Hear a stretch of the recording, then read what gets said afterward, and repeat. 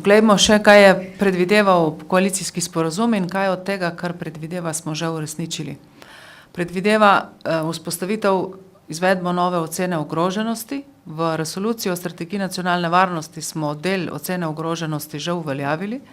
Na področju zaščite in reševanja sta pripravljeni izvedeni dve oceni ogroženosti, o katerih je magister Baland govoril, čakajo nas pa še druge dodatne ocene za posamezne naravne nesreče. Zapisan je strateški pregled obrambnega resorja, je izveden in ugotovitve so uveljavljene. Zapisan je prenovljen SDPRO, nov SDPRO je sprejet, potrjen v parlamentu. V koalicijskem sporazumu je zapisano, da naj bi izdatki za obrambo ne presegali 1,5% BDP-ja. Videli ste, da bo leta 2010 1,42 BDP-ja namenjenega za obrambo, leta 2012 1,25.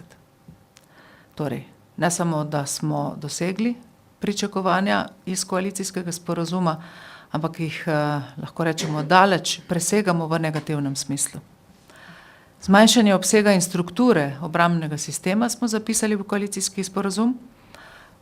Že v SDPRO-ju smo zmanjšali obseg Slovenske vojske iz 14.000 na 10.000, dejansko stanje je 7.600 pripadnikov stalne sestave in približno 1.600 pripadnikov pogodbene rezerve, torej zmanjšanje obsega, ravno tako zmanjšanje obsega civilnega osebja v upravnem delu ministrstva, na kar smo si zapisali cilj racionalizacija temeljnih razvojnih programov iz investicijskega denarja in zmanjševanja investicijskega denarja v teh 4 letih od leta 2008 do 2012 ste iz nastopa državnega sekretarja videli, da ta racionalizacija poteka zelo, da je in tu lahko še dodam, da je od 8 projektov, ki so bili v temeljnih razvojnih programih predvideni, so živi samo še 3.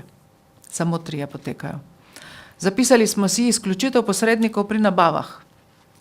Nabav je zelo malo, vendar že pri nabavi 12 vozil za potrebe, torej terenskih vozil Humvee za potrebe naše enote v Afganistanu, smo šli na izključitev posrednika in vozila nabavili po ceni, ki je nižja od tiste, ki jo je to ministrstvo moralo plačati pred zdaj že skoraj 8 leti, ko je prvič kupovalo Hummerje. Zapisali smo si, da bomo usmerjali nabave v take vrste nabav, ki bodo poskrbele za večjo varnost vojakov in večjo varnost naših reševalcev. To delamo, kjerkoli je možno. Zapisali smo si povečevanje profesionalizacije. Slišali ste, da se povečuje stopnja profesionalnosti v Slovenski vojski in slišali ste, da se povečuje profesionalizacija v sistemu zaščite in reševanja.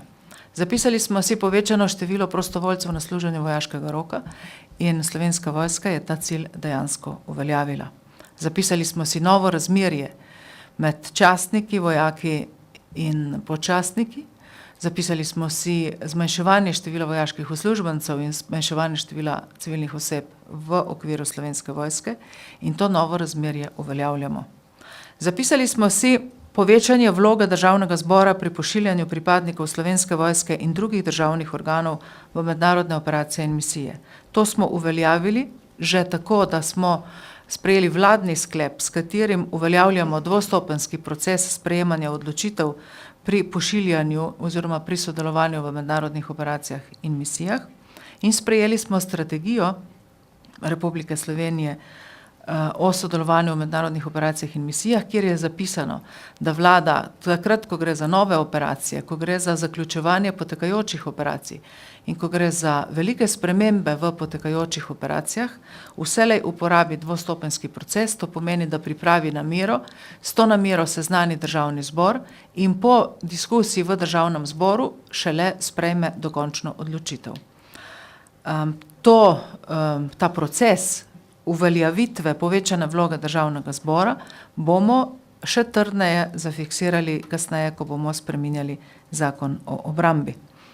V sistemu varstva pred naravnimi in drugimi nesrečami smo predvideli urejanje statusa prostovoljcev in to smo za spremembo zakona o varstvu pred naravnimi in drugimi nesrečami tudi naredili.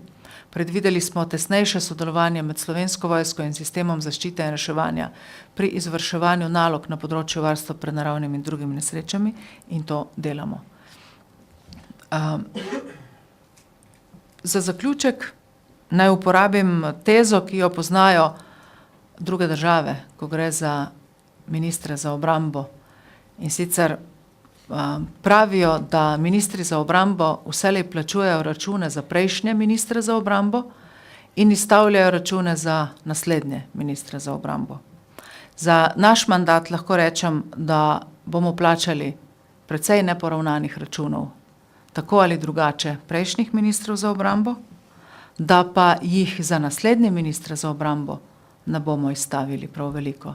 Sredstva za investicije so se, kot ste videli, iz okroglih 200 milijonov znižala na približno nekaj več kot 60 milijonov.